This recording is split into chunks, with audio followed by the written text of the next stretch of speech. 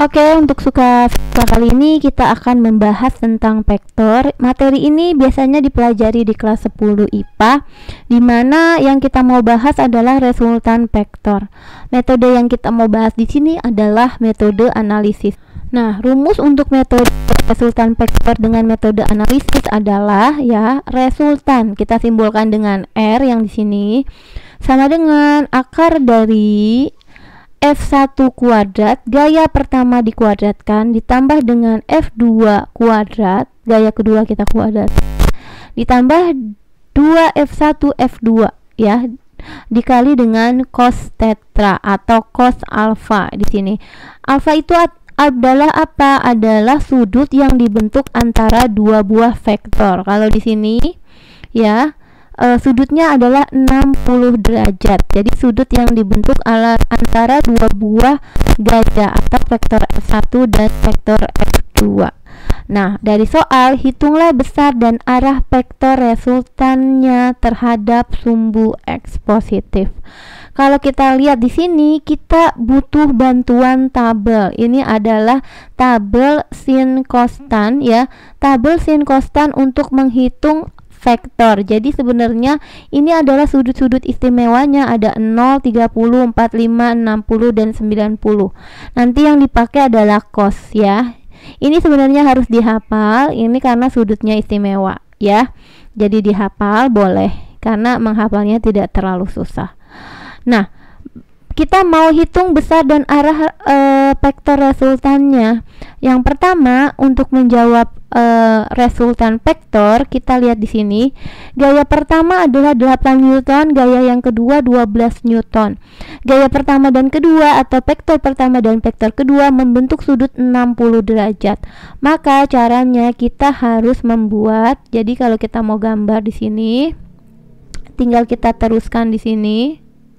Ini seperti ini. Nah, ini kita buat garis bantu di sini.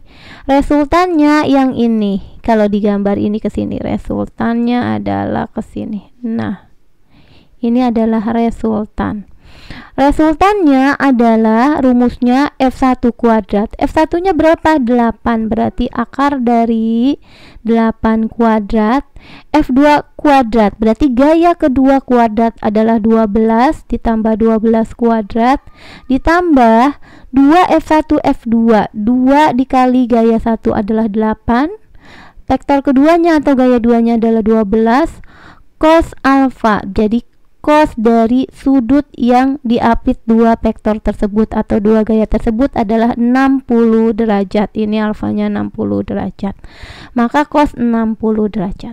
Sekarang kita hitung. Jadi resultan sama dengan akar dari di sini 8 pangkat 2 itu adalah 64, 12 pangkat 2 adalah 144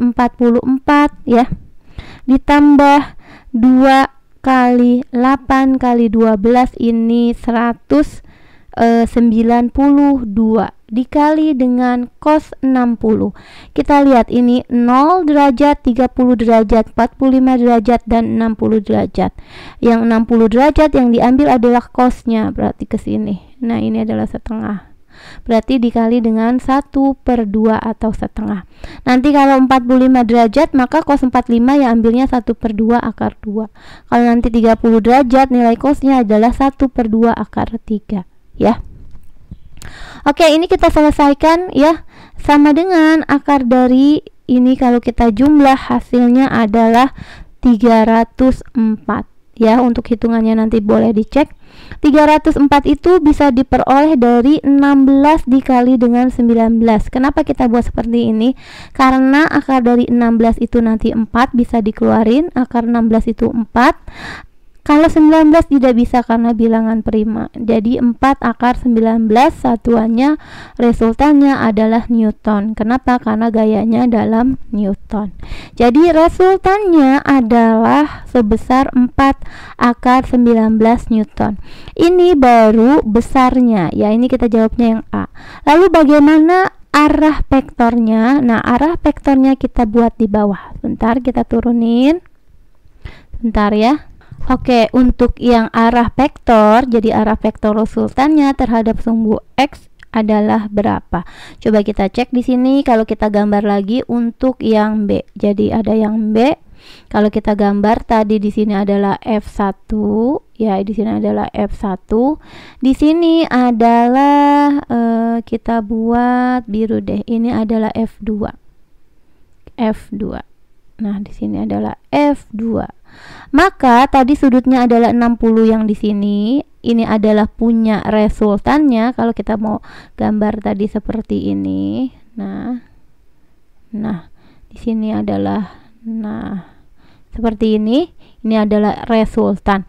Maka di sini adalah sudutnya atau alfa atau tetra, sama aja sudutnya antara, kalau ini sudut 1, kalau F2 sudutnya nanti yang di sini gitu. Maka untuk sudut terhadap subuh X positif maka kita ambil tetra 1. Boleh ya, kita ambil tetra 1.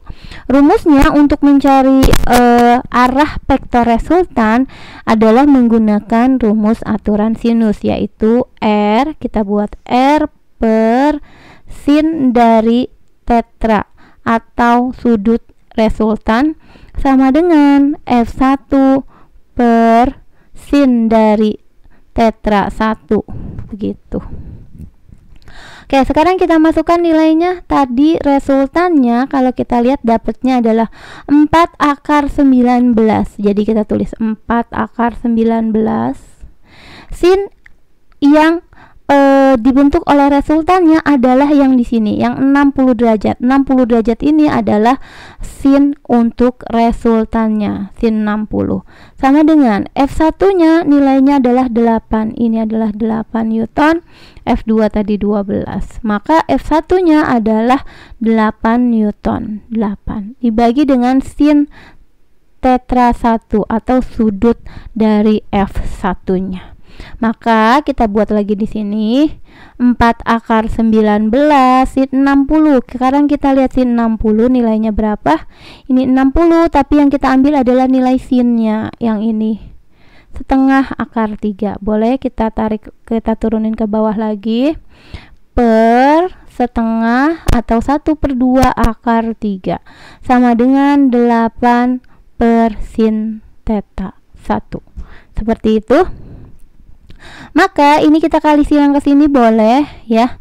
4 akar 19 ya. Sin theta 1 tetra 1 sama dengan ini kali ke sini. Ini ke sini. 8 dikali 1/2 akar 3. Oke, jadi di sini kalau kita hitung ini boleh kita coret, sisanya 4. Maka di sini kalau kita tulis sin theta di sini masih 4 akar 19, boleh kita tulis dulu. Ini sin tetra 1 adalah 4 akar 3.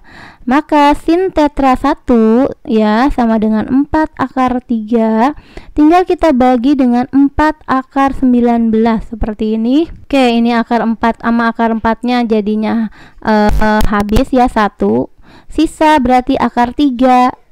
Akar 3 dibagi dengan akar 9. Jadi nilainya ini akar 3 nanti dihitung berapa dibagi dengan akar 19.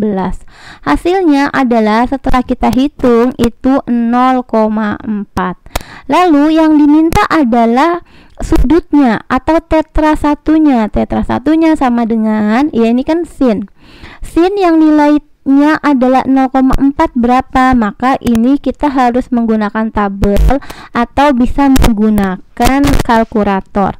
Kalau mau pakai kalkulator, kita pencetnya arcs dari sin 0,4. Nanti dapat sudutnya sebesar 22,3 derajat atau shift dari sin ya, sin minus 1. Sin pangkat min 1. Ya, atau aksin dari 0,4 akan kita dapat sudutnya sebesar 22,3 derajat.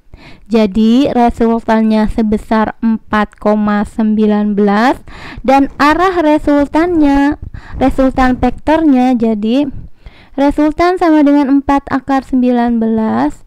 Arah resultannya, arahnya sebesar 22,3 derajat ya.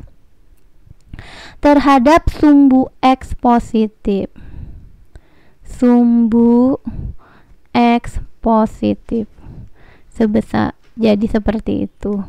Resultannya sebesar 4 akar 19 Newton, ya ini Newton. Arahnya 2,3 terhadap sumbu X positif. Begitu. Oke, ini adalah pembahasan tentang metode vektor analisis. Semoga bisa mengerti.